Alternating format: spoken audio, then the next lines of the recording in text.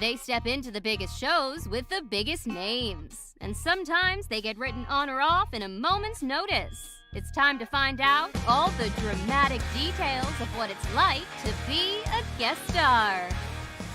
With your host, Pete Ferrero. You were asking me a deep question. I mean, I don't know if it's deep, but I think people like to hear these things. You know, there's actors that listen to the show or whatever. And you said before, there were times when you didn't have a job and you were like, I don't know what I'm going to do. You know what I mean? I don't know how I'm going to pay the mortgage and all this kind of stuff. No mortgage, even at the time it was rent, you know. But rent then, or whatever, you know. But then mortgage, yeah. Sure. Yeah. So what is it? What is that space in between? You know, what is it? How do you get through that space? You know, how do you get through that time of not knowing, or I didn't get that job, or whatever it is? What's your belief? What is your sort of, how do you get through it? You know? Yeah, a lot of it gets to be, you said belief, has to be faith. You go through these things, or you think it's all done and it's all over. I mean, you think of that. I was bummed that I lost the Broadway show closed in one night, and in a few days, I'm on a field. Yeah, that is a good question, because a lot of times you can get down in the dumps, or like go through periods, and someone will say to you on this, so are you still acting? Sure, right. Yeah. Captain Cranky, my friend Brian, one time we had an experience. We would always go, he'd find these great like Indian buffets or Chinese buffets in the village. And we were walking through Washington Square Park, and there's a Yankee guy in a Yankee hat. He's like 30-something guy, and this is 20-something years ago, I think. And he's like playing with this kid, and it's a nice thing. He's throwing a ball against the wall, and it gets where I get it. And I go retrieve it and give it to him. He goes, hey. And he starts saying all these great things about me. He says, you're great, you're this and that, whatever. You know, I'm walking on water. Whatever it was, I get, you know, I'm great, you know. And, you know, and I don't mean that message. I know what you mean. I know what you mean. For the purpose of the story. And then he says to me, so do you still act? Right. Are you acting now? You acting now? Something like that. Some great line, you know, and he didn't mean it. And my friend Brian, who's kind of not exactly that, but the size of like a Richard Dreyfuss sort of look, you know, but a more like it could be a classical music conductor from the 1800s, the way he looks, but he's also a street guy too, background. You know, one of those guys, their name was probably Rosa, and it was changed to Rose or whatever. It's classic, you know, out of Brooklyn and grew up in Bridgeport, but the probably top 3 most educated people I know, and just about everything, and great. And he looks at the guy with perfect timing. And the guy says, so are you acting now? He goes, not unless you have a camera up your ass. And I said, yeah, I'm okay. I'm all right. You know, I used to get thrown by, if you'd be in between something, and something would have a big flash, and then you didn't do anything, or they didn't see it, or it wasn't the style of movie they were watching or show. Sure. And my friend Brian later said to me, so, you know, it's like they call it the Buddhist middle path, I think. He said, if you buy into the highs, get ready to buy into the lows. So he said, don't buy into either. It's the old school theater thing about you're never as good or bad as your reviews, you know? And that's part of it. And, you know, there were like, at one point, different jobs I did, or just ready to, that's it, I'm going to go try to teach or get a job. Maybe I'll work at one point, you know, in the beginning, civil service. And it's crazy. It is. And it's hard to impart to people, because you really go on these things that they say, you're great, you're wonderful, this and that. And they don't connect for whatever reason. And you can start going into self-doubt. It is a deep question, you know, and I try not to, you know, there's so many things now out there, you know, the secret to this and that, or manifest. Sure. But there are like a lot of really, I mean, you can go back to Lao Tzu, or even, you know, what Wayne Dyer would quote. I mean, these are things that are not new under the sun. You could take Buddha, Jesus, all of Muhammad, it, about a lot of things, you know, as philosophers. You know, I'm not pushing anything on anyone, but if you I think it comes to that point of having a certain faith. I mean, and then someone it's going to say, oh, what are you, like this or whatever. No, but there is you can call it anything, whatever names won't offend people. It's faith in the universe and life. And then also faith in yourself that you've done the work. I remember this actor from the Actors, Joe Ragno, I did one of my first plays with in regional theater. He said, Mikey, you don't get the job and then get ready. You get ready and then the job comes, and there's a lot to that, It's a lot to like the secret and all that kind of stuff. Yeah. I mean, manifestation. Not knocking that. A lot of that is kind of surface, so people use it just to say it. I think this. I found. I may say, in lack of a better word you use about deeper. There's many deeper things, and there's things about the mind or whatever, and how much do you bring on yourself, and this and that. Taking responsibility for yourself and being the best you can be, but it's really true. You can't, as my manager said, we can't control the weather. So there's also, when I started out, especially what I tell people, you got to find something that's unique about you. It's not like I'm the best, I'm a better actor than him or this, her, or whatever, anyone. It's more like I used to say, I'm the best Mike Starr I know. And what is that? And a lot of it is amazing. A lot of it is action and getting and doing things. And I heard Jason Alexander advise young people, especially now, and it sounds crazy at my point, but I always feel very young, and they call it Zen beginner's mind. I feel there are other things I want to do now, and I'm slowly seeping in. But when you hear an actor say, I'm writing or I'm producing or I'm directing, baby steps and trying, and there's people asking me to get involved in things. And I did a short that I get producing credit on. This fella out of Cincinnati, I did a indie film with clowning, and I was with these really two interesting people, and it's starting to get some play at festivals. So you do things. You ask a really good question, because I want to be careful not to be a preacher on the. Definitely not. No, I don't mean it that. I don't mean it that way. No, at I know you didn't. Yeah. No, that is. I'd have to say, if I could say it shamelessly, yes, I feel that, and you don't want to fall into cliches meant to be this, that. But when I look back, I heard one guy actually say this, Mike, you might have called it a telepreacher, but when you look back, I wouldn't have been so worried and nervous about things when I knew how things worked out. Does that sound crazy? Totally. I mean, it's like, and you try to, all that stuff about being present, you can read people like Eckhart Tolle about, tomorrow never comes, the past doesn't exist anymore. Not that you don't take accountability, responsibility, but a lot of times I'll fall back into the shoulda, woulda. If I wouldn't have said that stupid thing at the interview, or if I would have said that ad lib in a movie, and this and that. You can really just beat yourself up, and you just have to be ready for the good thing. And again, it's positive thinking, but it's almost beyond positive thinking, hopefully deeper. And there's nothing wrong with positive thinking, but it's actually, I do believe in personal power, Yeah, man. Castaneda, like in the late 60s, early 70s, all the stuff that's coming out. And now it's like becoming more mainstream. Yeah.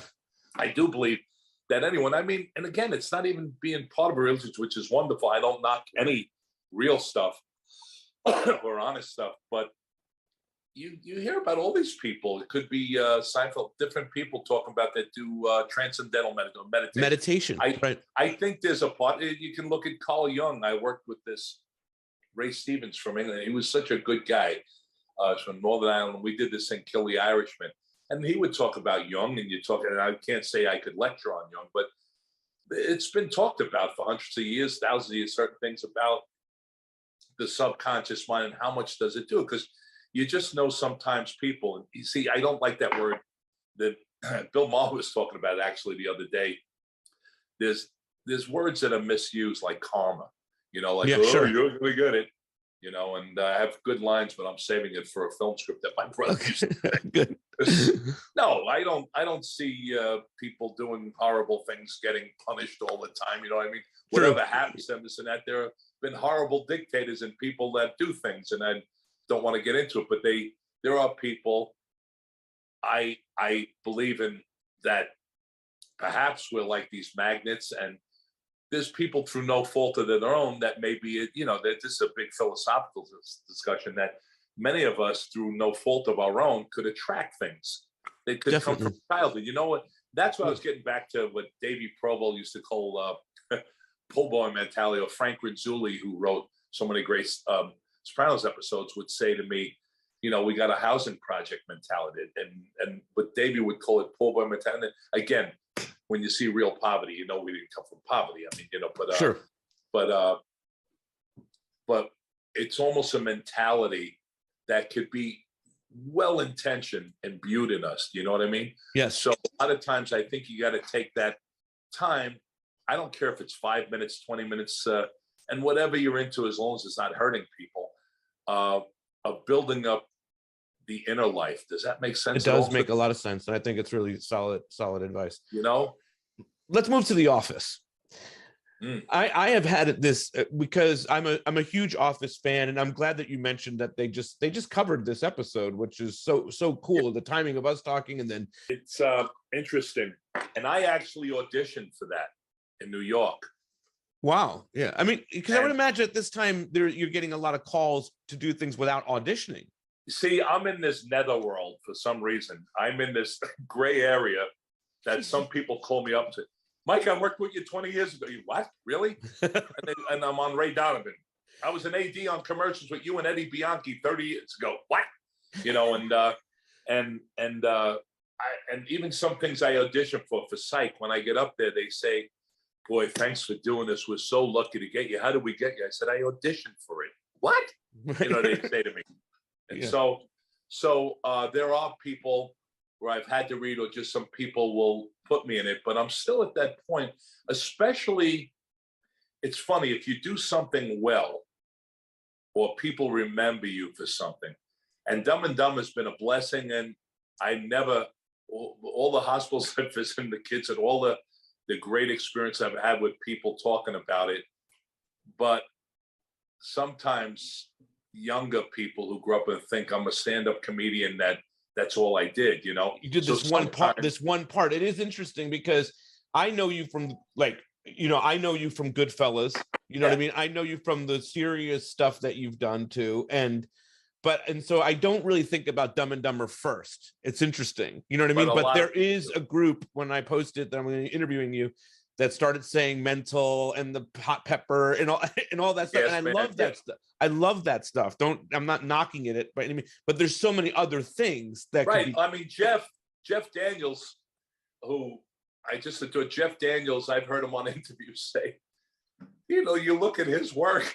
Exactly. And they go, so what was Dumb and Dumber like? You know, and they want to talk about him to Dumb and Dumber. Yeah. And this was such an aberration of anything he did. If you look at it, that's what I was so impressed with, when I'd be next to him and he'd have this hair and he'd go, hey, you know, and do all this crazy talk like, you know. I'm sorry. The audition question. Yeah. So the thing was, on some things, they want to see if I can do different accents or dialects, but I don't know why they had me say, but I was thrilled because it was Allison, who does Kirby. Allison Jones, and done so many things. It's such a great casting director, and they put me on. Maybe they wanted to see me, but they put me on tape at Rockefeller Center in New York, and we were living in Jersey. My wife was working in Jersey at the time, and I remember I kind of did it almost like I was trying to do Luca Brasi, almost, you know, and it was fascinating how it morphed. And I just heard on this interview, I mean, between the writer, I think he was the showrunner, producer, and the director, found this whole different thing.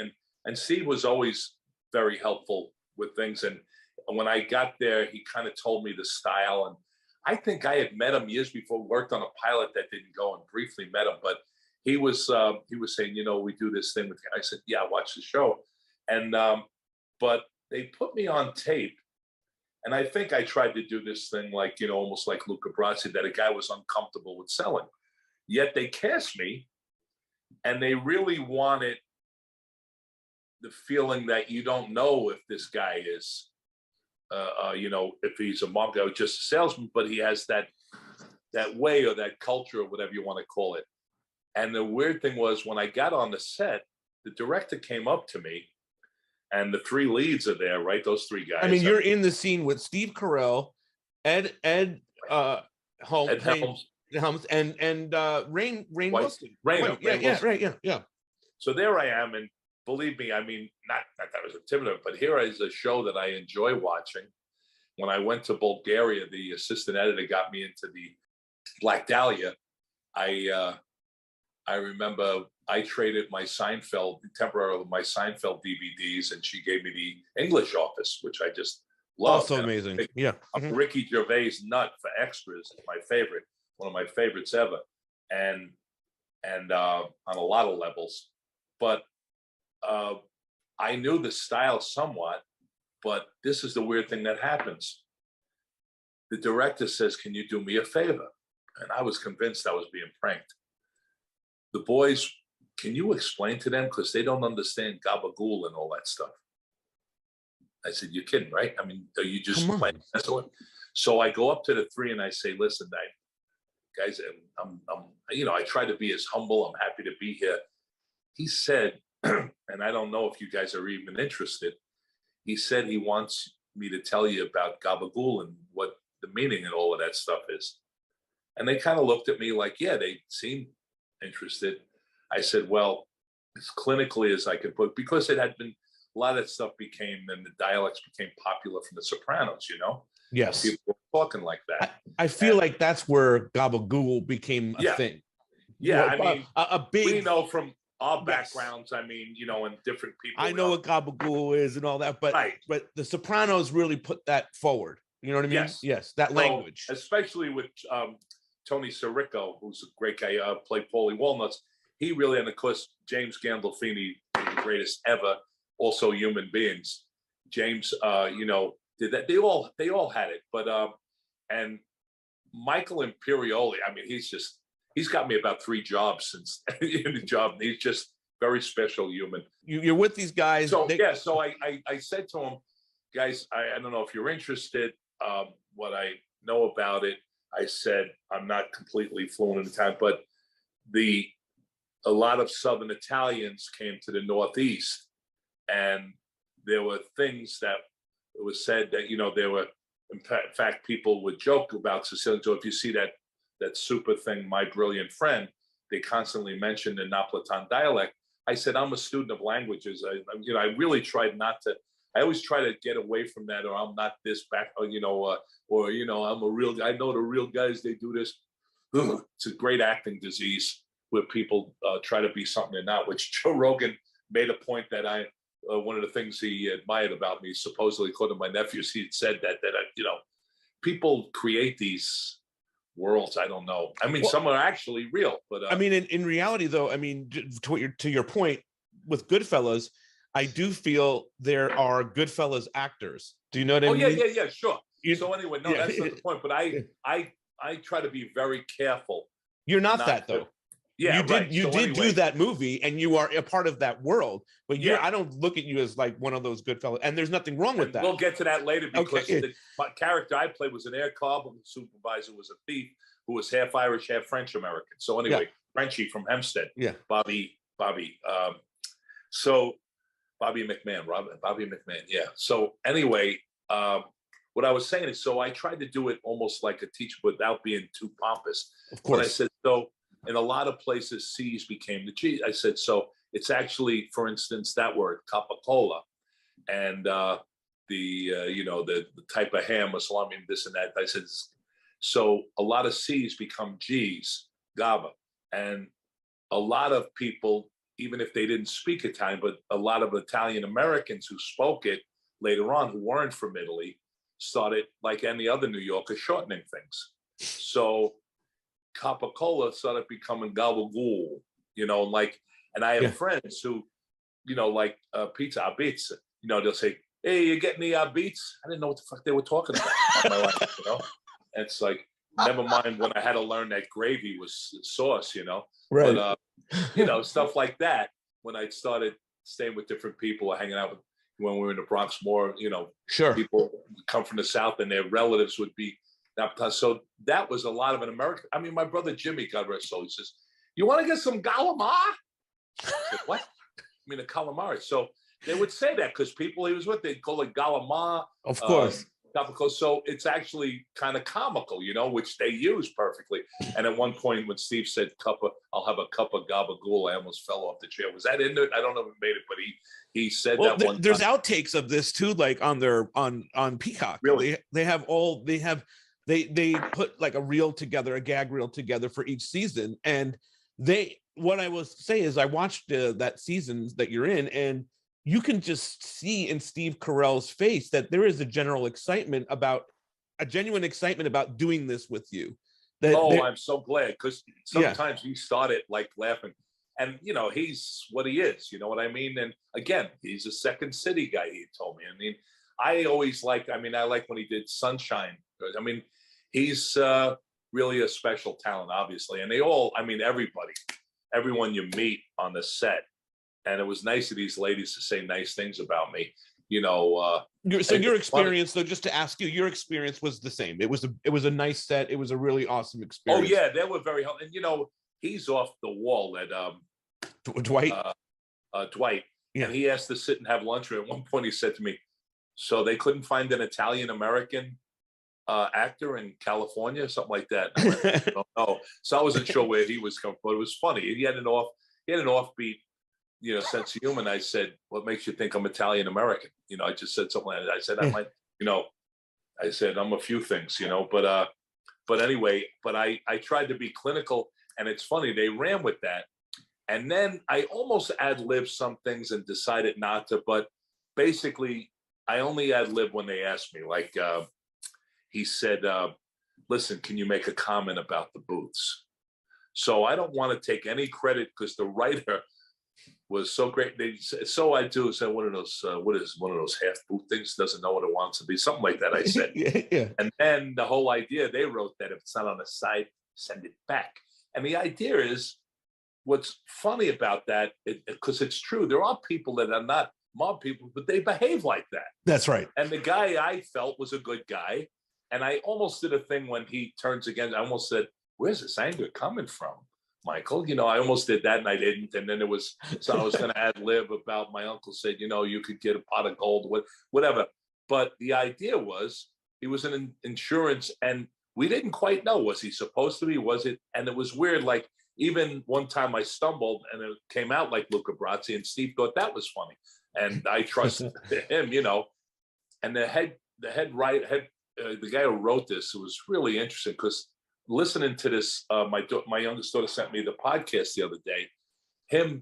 He was mentioned that he said, yes, it's become a small iconic, classic. And I said, really? So I really tried to just play it as real as I could, that this guy, that's the way he spoke, when he was in a restaurant, he was quite adamant, but he was a guy trying to be an insurance salesman. I mean, whatever you could put background, but something clicked, and I can't remember when the showrunner came down. The director was wonderful. When the showrunner came down, the actual writer, because these guys are, it's different from a film.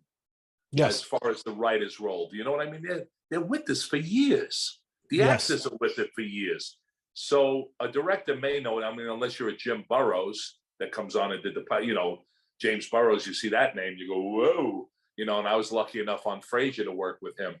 And I'm not saying a director is diminished, but a lot of times, especially with comedies, when they know their thing down, the director, you see some of the guys they have on Seinfeld, trying to think, this one guy you see a lot of times, and they had an interaction, but how much there's Larry David and Seinfeld writing, doing all the writing and this and that, and all these talented people. And I'm not saying that the director wasn't talented. I'm probably defending myself too much here. But what I'm saying is, there was something that guy did, because he wrote it, and I can't remember how he said it, but he wanted me to be that guy like that. You know what I mean? He wanted me to be that adamant and self-assured, and he could be a salesman, but this is the way he talks, Yeah. And it's interesting too with the character, because at that time, Sopranos was already kind of like a thing, you know what I mean? Yes. So there is Yeah. possible this guy could just be an insurance salesman that like really is Sopranos That's culture. a great point. That's a great point, because boy, if I had enough people come up, and every time I was supposed to do this front, because everybody was so great to me, something would happen. And then I was on this Broadway show. Nathan Lane got me, and Brad Garrett had left, and he came back and played Oscar actually, but a bit. But it was the 1 or 2 weeks you couldn't get off. It was Tony weeks, and David Chase was going to put me on the one of the last shows, a mob guy getting killed, this and that, because I always wanted to do it, and something would happen. I was surprised that you never when it got into that universe. What happened? There was a few things that happened a few times, and it's not like anyone, they screwed me. And it's not that at all. Right, yeah. There was one time, there was a character that Frank wrote to me, and they went completely the other way, and it was super. It was a recurring guest for a while. There were characters that would just be right. But I also got the show Ed around the same time. Yes. And I had read for Vinny, who was perfect. I think I read for Big Pussy at one time, but they said, be on something. And actually, David Chase always was very kind to me. And my friend Frankie wrote the first couple of years, who's a nut, and great friend and brilliant. And Frankie is always wanted me on the show. And Terry Winter's a friend, I met from Frank. And it wasn't like anyone was trying to block me. It just something would happen or would go, and then, or I'd be doing something. And I'm not saying that we need him, And I had a good relationship with everybody. Steve Sharippa. I remember when he first said it, the different people. And I think that David Chase, who just gave me so much respect, when I had read for one character, he said, I expected nothing less. I probably joked around too much when they asked where I lived, because I would get nervous because my wife was in Seattle. Right. And a lot of times they didn't want to fly, Of course. And I don't know, I made a joke about being America's guest, and I should have just said, I'm right here in the Bronx, because I had places, Right. and I did. I had my friend who was a mounted cop, my friend Ray Stein, and I used to that area, and I would be there. Even when I did Ed, I stayed there and took over the place for a year. But up in Riverdale, but I can't, like, it's not like, when people say meant to be, whatever, maybe it wasn't, but there were times almost, and everybody, I did the movie Summer of Sam, and James Gandolfini, and I had met him before. We had talked about Frank. I met him in an airport, but he came up to me and he said, it's like one of the nicest things someone can say to you. He said, you're acting. He said, your work, he told me, no, I love it. He was very complimentary. And he said, but I got to tell you something. Everybody on the show tells me what a great guy you are. And I said, awesome. I prefer that. I'd rather be remembered as that. A solid actor, fine. Do you know what I mean? I'd rather be known as a kind or great guy. And it's not, I want to be liked and everyone just no. That, I was a stand-up guy, hopefully, and this and that, because sometimes I say stupid things, and I go, oh, that didn't come out right. And I didn't mean, so it's nice to hear. And he was a special being. I don't know if people realize how much he helped all the other people. I interviewed Jamie Lynn Sigler, and she said exactly what you said about him, that he made sure people got paid. And for her, she had in a battle with MS, and he was, yes, that's and right. so he was very caring and there for her when she was going. Can't be any nicer than him. Whatever demons he had or whatever, or why they choose to did that when he passed away. Whatever he was doing, no fault of his own. You know what I'm saying? Like, caught up.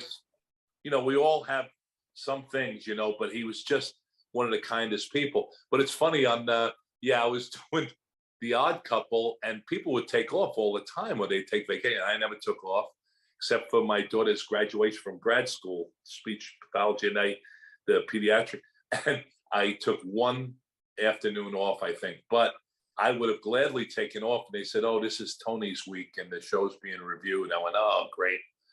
And then there was a possibility, a few people in the cast said, you're going to get, they actually had, I thought it was a joke, a replacement Tony, like And what happened was I had come into the show, I think, this January 5th or 4th or something, whatever it was. I didn't qualify. I'm not saying I would have got it, but people, they wanted to nominate and put me in, and they said, no, we can't, whatever. That's nice. But I was doing, that was the Tonys, that was the 1 week that I was going to work, because I would have liked to just done something, you know. I mean, I always, Yes. and I made that clear to people.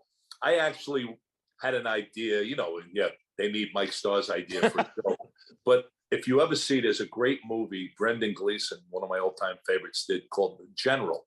Yeah. And it was about a guy in Dublin, lived in the projects, who was a really interesting second-story thief. And it morphs into a famous actual, it's a funny movie in some way, but an actual famous art heist, you know, and then how he gets killed and others, whatever happens to him. But I said, I would love to be, what would you call it, a lone wolf, a renegade? I'd like to play an Irish guy. Yeah. Which actually, you know, did happen in this and that, where I'd like to be the guy, but he was like so independent and such a nut, you know? Yeah. And, but, you know, I wanted to, and just things happen. And listen, believe me, I was working all around. It wasn't like I was sitting at home going, why don't the Sopranos give me a chance? Right, you know, exactly. Yeah. But And I mean, we're I'm sure like it was just a matter of circumstance. You know, they would have loved to have you. You would have loved to have been there. You were working on this. Nice they didn't have this, you know, whatever. Yeah. You know what I heard? I heard a nice thing David Chase had said, because I have so much respect for him and his writing. He said something, because I don't know if people know his whole history. He had said something that I had heard. I don't know where I heard it from, Frank.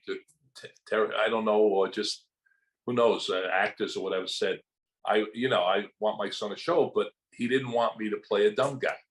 You know what I mean? Like, because I had played, I don't want to say dumb, you know, but whatever, or didn't want me to play a certain, because in like Mad Dog and Glory, it was like, not a cliche, maybe. Yeah. Right? He didn't want you to play a cliche of a mobster. Yeah.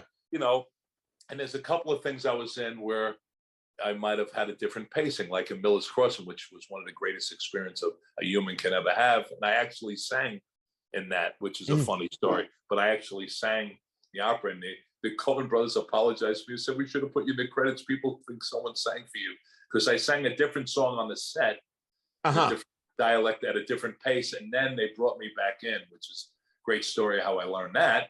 But yeah, in The Sopranos, and it's a very special thing in the culture. I mean, Michael would tell me, him and Steve, they'd go places, name it, you know, Finland, whatever.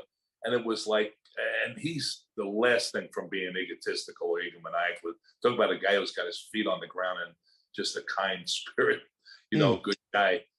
Michael said, you know, it was like being the Beatles at one point or something like, you know what I mean? It was like, yeah, I can imagine. Yeah. Yeah. And of course, when you see that, then all the perks, like they would pay them all to come out, you know, all these guys, all this money to sit next to people in Vegas, you know, or something like that, you know. It's crazy. And really, I was happy Tony Sirico had put in all this time, and, you know, he was a real street guy in a lot of ways, but did such a great job as Paulie Walnuts, you know. There were people you're happy for, and you see a guy who's, lack of a better word, a great humanitarian, like a fabulous talent like Steve Van Zandt.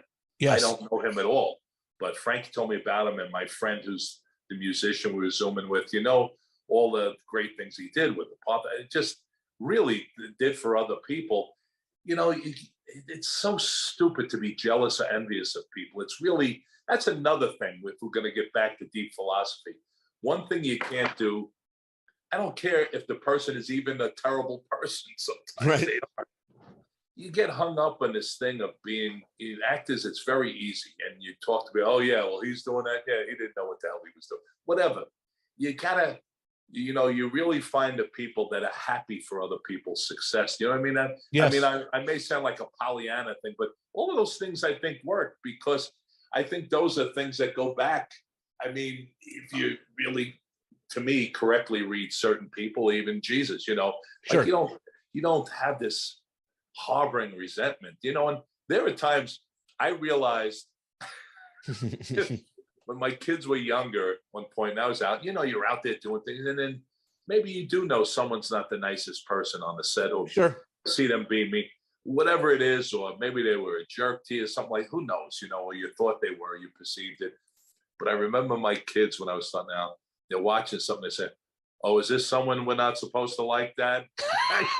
And it was like ice water on me. Yeah. Am I really like that? Right. And you go, oh, so you try to be careful, it's, you try to be aware. Yeah. So that's, yeah, you bless it. Yeah. It got to be really obnoxious with some people who would come up to me. Like you say, it's an intelligent perception. Yeah. I'm surprised that I wasn't. Yeah. And it's not like, well, yeah, they didn't know what they. No, it's just what you said, circumstances. But that's an intelligent way of looking at it, perceptive way you have, obviously doing this. But when people would say, "How come you know the Sopranos?" Well, they would. I said, there's other things in the world, and there's other cultures, and there's other things about Italian American culture. I said it's not a given that I have, and there's no SAG rule that says you must be on the Sopranos. You better take Mike Starr. Well, and but the people. Think about this on this level. I mean, I don't mean to go this deep, but like if you think about it, like the fact that you weren't on the Sopranos, when you do The Office, it's more believable. What they want out of the character is even better yet. You know what I mean? It's even better yet served because you are technically not one of those guys. You know what I mean? So if Tony goes on to that show, you would think maybe he is a mobster. You would lean more towards if one of those Sopranos guys went on and did that part, you might be like, well, I know he's a mobster. I saw him on the Sopranos. Exactly. No, you're right. Yeah, that's so it's maybe an all purpose of what your purpose is in the world of the part and whatnot, Yeah, you would have it. That's a really interesting way of looking at it. I had a guy say to me one time, we were doing some kind of benefit this and that, and he was kind of bitter of this and that, but he was trying to mask it. He said, me, it's almost like a Seinfeld bit. I could be the editor, I could be the senior, you could be really, and this fella, and I'm sure he meant the right way. I don't want to say he was bitter, but had said, he mentioned himself, another name, and me. We could have done Tony Soprano. I said, not me. I said, not like you did. Right. No, exactly. I mean, and it's not a lack of confidence. No, but it's just what it is. What it's so great at it too. You don't want to say that. I don't want to, everything's luck, everything. No, it's not. Right. Yeah. I mean, James Gandolfini brought something so special to Tony Soprano. Absolutely. How many shows do you see they put the wrong actor in the wrong thing? They either recast or the show is gone in a year. Right. So it's like that. Agreed. There's a magic, but it's also the talent level that the characters bring and the specificness that the person brings to it. So I think your theory is right. But let's go to Goodfellas real quick before we kind of wrap this up. Because that is your. I know I talk so long. No, I don't mind. This is be a two-parter, but I love that. I do. That is your sort of walk in the world of. I mean, we talked about the other one, but this is the one that enters you into the world of this. It's Martin Scorsese. It's Robert De Niro. It's the biggest one. I mean, for me, it's one I watch the most. It's Goodfellas. Yeah. Talk to me about getting that part, walking into that universe. See, that's another great point because someone would say, "Well, it's too bad you didn't get it." I said, "No, that's great. No, they were great." I said, "But I'm been blessed and lucky to be in the film." The mafia movie. Yeah, right. Well, that's interesting. No, I see now The Godfather. Correct. Was a certain and a stunning, almost like Roman Empire, or like a classic, not a Downton Abbey, I want to say, but it's, they're just different movies. You know what I mean? But the thing I want to say about that it's not a mafia movie, that word mafia, and I don't want to be so sensitive about it because things are what they are, whatever word you want to use is fine. But I think one of the many things about Goodfellas, I call it an anti-drug movie. I call it an anti-the life movie, that world that we're in. But, and like Oliver Stone one time said, people and he wasn't the first one to say it, people are going to get from a movie what they get from a movie. People say, yeah, that was cool. I said, no, it wasn't cool. People turned on each other. They ratted people. Exactly. People wound up, that was in a dumpster. That was not cool. I was covered in blood in the dumpster. That was not a cool That was not a cool movie. Yeah, Right. but it was a cool movie. It's a but cool the movie. was, yeah. Yeah, But they said, but yeah, not I got the things that happened. Someone Right. wants to tell me I was at a wedding and I got a cousin just like that, or like, No. or I got a cousin on the, they're just like the Sopranos. I said, good, great. Leave me out of it. Yeah. yeah. I mean, James Gandolfini played a great role. Was he supposed to be a wonderful human? I don't know. That's someone else's discussion for another time. I mean, his character, I don't know. Tony Soprano a wonderful guy, right? Yeah, I mean that's a whole other thing. Yeah, whatever way. I mean, sure, you watch all this and everybody, Michael's performance or Tony, all. I mean, we've already mentioned Gandolfini and. Had the women on the show. Phenomenal. all of it works so well together. Yeah. I mean, super powerful. And but for you coming into the back to Goodfellas. So there was one point, and it's the reason why I jump at the word mafia. There was one point, one of my friends, Victor, was turning to me, how do you say good luck in town when they're taking Ray's character, Henry Hill, for the first time going away, and dudes say, hey, you broke each other. No, that wasn't. It's when he comes back. He might have said that, whatever. But we do a sending off party to him, right? Yes. We'll stay. I don't do anything. I might stand there, hey, good luck, whatever. But you're at there. One point, my friend Victor, who was one of the authors of Summer Sam, he just decided, and he was taking a chance on an ad lib in the group. It made sense in one world. He said, "Buona fortuna," luck. Yeah. And this is how you think he might be missing something. Someone might think, but not you. Where Scorsese, you talk about details. He looked around and said, "Did someone say something in Italian?" And Vic, innocently, and I'm not throwing Victor under the bus. It was a good idea. It was a chance, right? And everybody's doing that, right? I mean, Scorsese loves no, this. Wait. No, not in this movie. That's why I got to tell you, it's not everybody. Good. Listen, this is very very important point. Yeah. So I don't know if you got to shut off soon, but I'll tell you this very important. No. So I remember Scorsese saying, no one speaks Italian in this movie, but Frank Silvero, who spoke Sicilian. And he said, because I think, my opinion, I can't say I heard him say it, it wasn't an Italian mob movie. Paul Sorvino, yes. Vario, was that his real name? But Vario, or the name of the movie, I can't remember. But yes, he's the higher guy that they have to answer to. But part of the great, if you take it out of what we know, this and that, and just take it, I don't mean to say it like a Shakespearean play or a Greek tragedy or anything. Part of the story. It is, though. Yeah. Yeah. Well, okay, great. So part of the mechanism that people would use a turn point is that Ray's character is only half Sicilian, so he can't be made. That's right.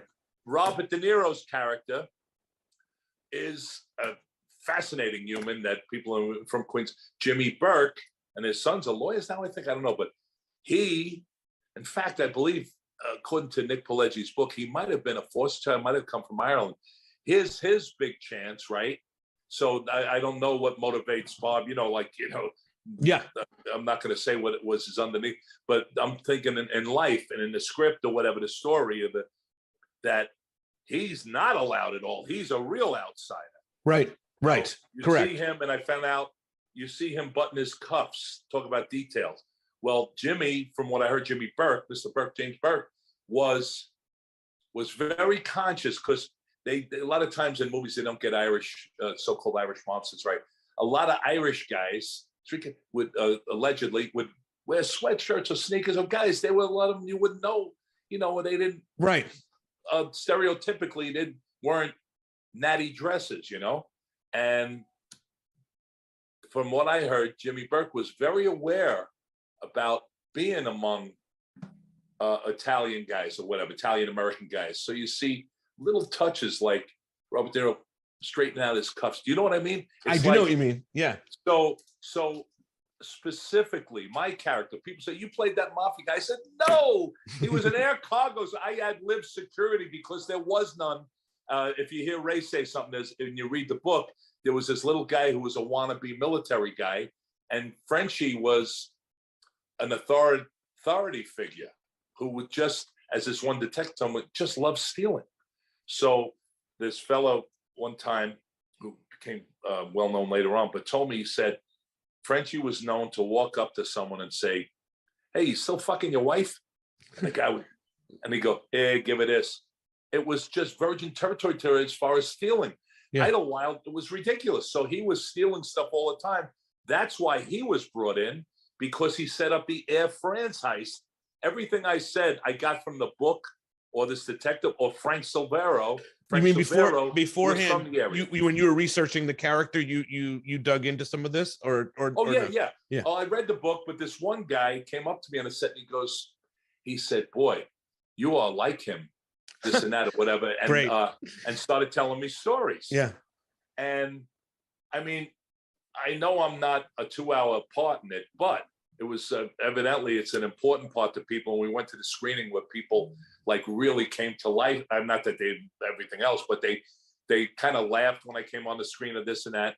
Frank Silvero, I was lucky enough to be with Charles Scorsese and Frank Silvero. Frankie played Frankie Carbone, by the way. Yeah, I know. Was also okay. Yeah. Who played he played in Godfather 2. He spoke Sicilian along with God rest so Bruno, who Irish guy from the West Side, I think, and it was just you just felt he was Sicilian. You know, Yes, he was just tremendous, and Robert De Niro and them speaking Sicilian. But I'll tell you, because it's got to pay off with the fur coat story. I'll tell you how Frank spoke Sicilian. But I actually sat when I do the passing of the key. Yeah. He comes in. Well, I had to do this like being casual. Pesci broke my balls all night. We were out at JFK. In fact, some crew people would step over this thing, they get fined. We weren't allowed in certain areas. So we were sitting in a diner outside the airport, and the stories that Charles Scorsese and Frank would have, and they do the punchlines in Sicilian. It's like Robert Klein's bit about being up in the Catskills when they would do the punchlines in Yiddish. He goes, "What happened?" 10-minute jokes, but they would tell stories. And Charlie Scorsese was really fascinating. And Martin Scorsese's childhood, people don't realize different things he had. And I think he went through asthma, and he and I just bonded on trivia. He just found me very funny, and he would catch me on the set and ask me, and I knew a song or I'd sing it or new bits, and we would do old Jackie Gleason bits together. I love it. Yeah. Charlie the Loudmouth, this and that. There was a guy that Charlie Bratton that Jackie Gleason had created with Connie. You gotta eat that slop. And Scorsese would come by if I was eating. You gotta eat that slop. He'd come in and Art Connie would play this guy. So we would just laugh all the time, But he never missed a thing, Scorsese, And finally, with this character, like I said, so Frank Silvero said to me, Mike, how are you going to play this guy? And I'm like sitting there going, oh, Christ, is this the type that I'm on? Yeah. At first, I'm saying to myself, then realizing that he had some gems for me, because we got along great. Like there's some people that say, oh, let me hear you talk Texan or whatever. How are you going to talk in this movie, or whatever. I know what you mean, though. Yeah. Can you do that? But he didn't do that. What I'm saying is, I got it. Yeah, I know what you mean. Yeah, yeah. So Frank said to me, how are you gonna talk in this? How are you gonna be? And it was a great fucking question, because Frenchie wasn't the guy that talked like this. And let me see, we got this thing here, and we're gonna do this, which is great. And I'm for something I'm not else. Doing a funny thing, yeah. Yeah. So he said to me, I said, well, what? And he goes, because the way you are now, because we were telling funny stories. That's just the way he was. In fact, it might have worked against him, because that scene, that great scene that De Niro and Scorsese set up of Jimmy Burke supposedly had said, nothing, you don't. And like some of the most famous people who didn't wind up in trouble, they'd be like the little guy at the candy store, you don't. Yeah. You don't show any changes, because they'll all be looking at you anyway. But now so that's why that scene is so great if people don't get it. So anyway, he said that was the guy. So I wanted to be shot out of a cannon. That was my idea. And it was great. I was so thrilled. You talk about being part of something, just as I'm saying it, that Scorsese put in music, something like that. Yeah, right? yeah. When I entered. And I'm like that. And that's what I wanted to be. And then Robert De Niro kept throwing me softballs going. And I can't remember because it'd be a false memory. I want to think that he said to me, whenever I do that, get louder. You know what I mean? Oh, I Whatever, love it. Yeah. Do this, but whatever it was, and we didn't get, and we had all sorts of fun ad libs, but this is how serious Scorsese took it. They called me in and said, I need you to go talk to Bob. I'm like, whoa. As in Robert De Niro, go talk to Bob about me? the scene. Right. Yeah. And then I think that was the day I was watching. I saw the funny like a clown scene. How about that? Seeing something iconic. People still, they stop me and they go, hey, am I funny? And but Pesci broke my balls because he said, I was like this. He goes, Mike, try some left elbow acting. He was just always funny. Joe Pesci, and always nice, great, yeah, and so nice and funny, and really a ball breaker, anyway, so I went in, and it was great. And I don't like to expose anyone's inner workings, but basically, when we talked, and I did my Frank Silvera imitation. He laughed, I was saying, he said, "What do you think?" He gives you the respect. At least he did with me, always working with him.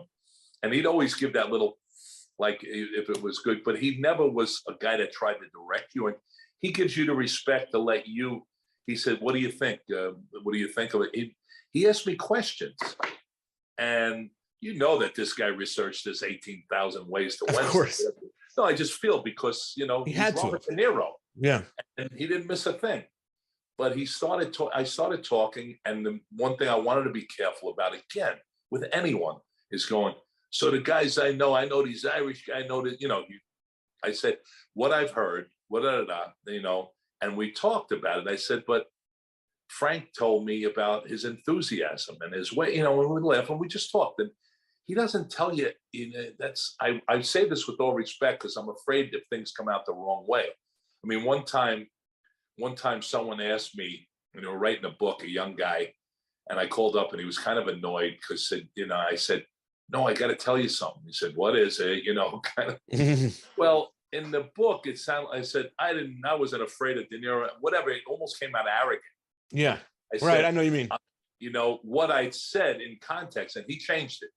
I said that Martin Scorsese and Robert De Niro and Ray Liotta, and the way we did the scene, which I'll tell you, made me so comfortable that I just felt it was you like weren't intimidated by doing it, because that's it better. And it almost, this guy wanted to put that I said I wasn't intimidated by De Niro. No, what I said. So we have our talk, this and that. I get to the set. This as much as I can remember. And I have a real visual memory of things. My friends still freak out back to childhood. But I remember things visually more, or someone saying something outrageous, maybe that you remember, or traumatic, maybe, or something, dramatic. But I remember it was just us. Oh, first I go up to him and I say, Monty, can I talk to you a second? And he said, yeah, what is it? I said, I know Nick wrote the book and he wrote the script. Now, obviously, if you should read the book Wise Guy, just a second. I will. How they got the key. It's hysterical. And I had told him one time, he goes, yeah, it'd be a whole movie. We couldn't do it. So we had to they had to cut it down because the scene is not about French the movie's not about Frenchie getting the key. But it sounds like hysterical. It's with all the reboots going on right now. Maybe there's a world where that's an interesting. Oh, you could, I'm telling you, because it is so classical and so funny how they did it and all the things they went through, and Frenchie doing this act and getting this woman posing as a teacher that was really a hook, everything. I mean, it's like they get in a sauna, they get the guy, the security guy who idolized Frenchie, and they got this key ring, they break in. I mean, it's just really, the guy had about 60 keys, the security guy. It's funny. So it's not like, someone might think, why didn't he just walk in and say, hey, you give me those keys? No, it wasn't like that. Right. It was really comical. And Henry Hill had been friends with Frenchie, I think, and he brought him in. But it's really great. So how are you going to get that all in this amount of scene? Mike Starr did his best. But in the script, it said, I can do it. I can get past all the alarms, which would work. It would work in the show, in a movie. Hey, it didn't quite happen. Well, yeah, I wasn't in a dumpster either. You know, this detective showed me pictures of him and Joe Budamonri, his partner, getting gas station Joe getting shot in a deuce. He had pictures. He showed. I think he showed De Niro too, but he showed me pictures. I saw the picture of my guy with his family having fun at Christmas or whatever, and then with his head, you know. Anyway, so you know, I'm not saying Nick didn't write a good script by any means. And Nick, when we were at the reunion, he said, "Ah, come on, you made up everything." I said, "No, Nick, I got it from your book. I got it from you." Right. George C. Scott and Patton Rommel, I read your book. But anyway, I said, and I'd like to say, I said to Martin Scorsese, this sounds so bad. And I turned to Marty and said, "I can shoot this scene, Marty." I said to him, I said, "Can I just ask you?" He goes, "What is it?" I said, "Well, you know," and it says I can get past it. So yeah, he just asked me. He didn't say like, "Oh, it didn't happen." No, he just said, I said, "Well, no, that was the beauty of it." And that's just the way I spoke, you know? Yeah. I said, "That was the beauty of it. There were no alarms, you know?" Right. From Nick's book, he goes, "Now, Martin Scorsese said this to me in 1989 on a set." Okay, Mike, just say whatever you know about it. Now, wow. You want to talk a blessing, you know, like a compliment and pressure. But that's incredible, though, to be given that freedom to do that. As I remember, and he gave me that. And what we did, we rehearsed only ourselves, the three characters in that scene, and Martin Scorsese. Once he was comfortable with that, that's why I said I wasn't afraid. Once he was comfortable with that, then we had department heads. This is how I remember it. And then department heads, for anyone out there, cinematographer, prop master, you know, anyone that has to be there, the gaffer for the light, you know, anyone that, you know, has to light it. Now we're going to see what we've worked out at this crossing to the bar and doing the scene. And then finally we get to the stage of everybody watches now, and then we shoot it. That's how I remember it. So that's how much was put into that relatively small scene, right? So there's a moment where it's just you, De Niro, Scorsese, and Ray Liotta, and you're going over this bit of what you saw and all that, and you're finding it together as in a rehearsal. Yeah. Mm-hmm. And then what happens? And I can't remember how much was done on the, as they say, on the day, the actual shooting. Sure. You know, there'd be things like they would say, "What's security?" And I want to say, I don't remember if I did it at that time. You're looking at it, but Ray said, "Mike," and then Scorsese said, "Just let Ray get in," because when he says about security, look at that. There's a point where Ray has to say, "Yeah, there's this little square badge guy," or some comment, and I hope I didn't blurt it over him, but you know, said, Ray's got to get that in about the security, and Ray said, "I just have to say," it's not like Ray goes, "You know, I got to do this," you know. No, right, no, exactly. "Mike, I just have to get that in, okay?" I said, "Yeah," and I hope I gave the space, but he was such a force, Frenchie, right? And here he was, you know, I mean, Jimmy Burke had some reputation, what the older guys told me in Queens, this and that. Not, I don't mean nasty Baker, but I mean, it's not a guy you just go, "Hey, how you doing, pally?" You know, but he knew, as they said, you know, that he was an earner, that Frenchie would accomplish these things, and it was great. They were thrilled, and look what happened with Air France. So we start doing it. All I remember is at one point, when he says security, look, I remember at one point, it was on the day I went, "I'm the commandant," because he worked midnight to 8. That's why he was able to steal so well. Right. You know what I mean? There was nothing. And all that stuff was true from Nick's book. It was a Jewish holiday on Monday. It was money from American tourists and American military. So finally, when I said commandant, Scorsese said, "Cut." He goes, "Mike, commandant?" So I go into here I am again. It could be the mouse with the lion, but I was so comfortable, not arrogant about it. I said, "Yeah," I said, "It's 1968," because because Lufthansa was 78, but that was the big money, obviously. But 68, I said, thanks to Hogan's Heroes is a big show. I said, height of the Vietnam War, my generation grew up with war movies, Stalag 17, Greatest, You're saying this to Scorsese. You said this to Scorsese. I'm saying it to him, whatever I said. I love it. I love it. I said, and we grew up on war movies, and there was always that commandant in the prison camp. Someone commandant. I almost said hair commandant, which I could. And all I remember, the direction I got from Scorsese was, I love it. Keep it in. And he would ask me to ad lib, and sometimes they were too long because Thelma told me they'd make like 3 cuts and not in that scene and something else. He said, make fun of it. And he would laugh so hard. My brother would be behind camera with them. And he'd say, Scorsese's losing it back there. And he's in front to Erwin Weiner, the producer. He goes, yeah, what Mike Starr said. And he said, Erwin's going, I heard it, Marty. I heard it. You know?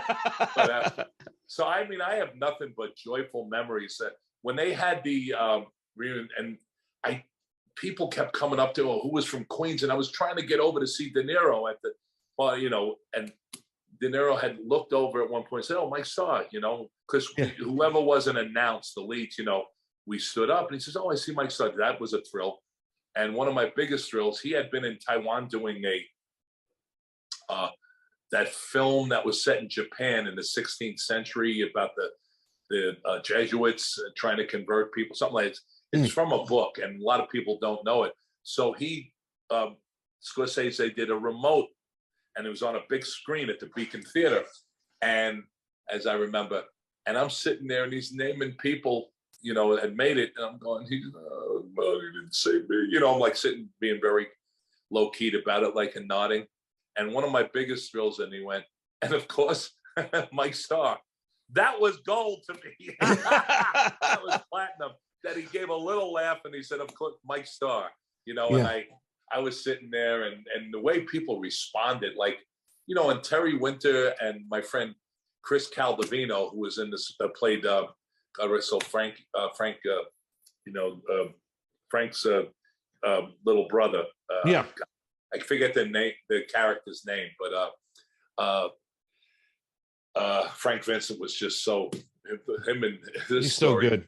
But yeah, and I had worked with him on something in Chicago and we got close. But Chris also on Boardwalk Empire playing a psychic to Bobby Cannavale. But he said to me, you have to understand, we used to do that scene when we were young. He said, and it's an iconic. I said, really? It's just like when I went in Chicago, there's a well-known pizza place, not Chicago Pizza, near my daughter's house. And we went in there. I went in with my son-in-law and my grandson, and there were like 5 absolutely different ethnic groups of 20-year-olds, 21-year-olds. And they said, oh, we know your voice, you're an actor. And I started mentioning, what did I do? Dumb and Dumber, Goodfellas. Go, no, The Office. I said, how are you watching The Office? It's so weird. So my 13-year-old granddaughter will be in a restaurant with me and go, if it's not on the side, I'm sending it back. And they all start laughing. Oh, that's amazing. Have you ever done that as a joke at a restaurant? You really need to think. You should really do that more often. Yeah, I'm trying to think if I did that, because she would do it and I would laugh so hard and everyone would get a kick out of it. Oh, that's amazing. So do it. That's right. Maybe I'll say, I'm sending it back. Oh, she'll love that. Yeah. This has been great, man. I could do a whole other thing with me. Let's keep in touch and all that. I'd like to do another one. I love telling these stories when someone has respect and appreciates it. Yeah, I love all of them, man. It's funny. It's funny that even Chris said to me, you know, you have one of the most, my friends would think you had the legitimate New York accent, Queens accent. Well, I was just talking like, actually, my dad was from Massachusetts, but it's just sometimes, and that's not to say, I'm not talking about De Niro or Pesci. We're talking about other characters. I know what you mean. Everyone, I thought everybody was natural, you know? Authentic. But it's funny, he said that it rung true to my Brooklyn working class neighborhood, wherever he was from. Yeah, he said, I always felt that before I knew you, I felt like I knew you. You know, I mean, I feel that way too. That's so weird that you're saying that someone said that to you, because I felt that way too. I even said to someone like, I just feel there's going to just be a natural understanding. And I don't know if it's that East Coast thing or if it's me seeing you and all this stuff. But thank you for doing this, and let's stay in touch, man. And I would love to stay in touch and give you my info in this thing. You're out in LA? I'm in LA. Yeah, I'm in the definitely. Pasadena area. Yeah. I would. Oh, geez, that's a great area. I filmed. Yeah. I love Pasadena. So we could Special. maybe just get together and hear more of these stories, man, and find a hoagie spot or something if we can. Absolutely. Yeah. All right, my man. Eastern. Thank you so much for doing. Exactly. All right, thank you for doing this, man. I appreciate it so much.